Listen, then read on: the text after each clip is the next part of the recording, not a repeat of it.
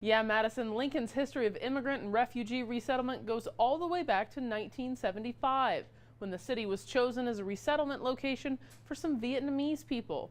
And since the mid-80s, a task force made up of public and private groups has worked diligently to help them get established.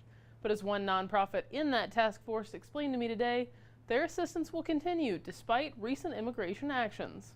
Nonprofits working to settle immigrants in Lincoln saying their work will continue despite uncertainty around the current immigration crackdown. Brian Seck is the executive director at Lincoln Literacy, one of the more than 70 public and private groups that make up the city's New Americans Task Force. It's a monthly meeting of all the agencies that serve New Americans in our community to make sure that our different nonprofit services don't overlap but complement each other.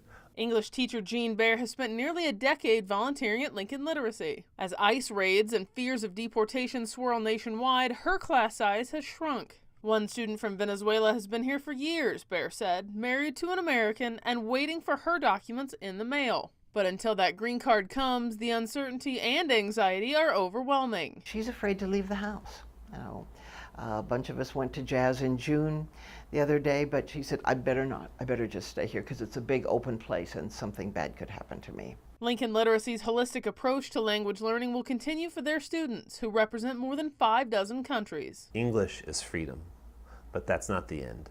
The next step is getting a job and a career in our town that has a sustainable wage so that they can become homeowners, pay their taxes, do all the things to live the American dream. More information on Lincoln Literacy and the New Americans Task Force are available for anyone interested. We'll continue to monitor coverage around the latest immigration actions, including protests planned this weekend in the capital city. Madison?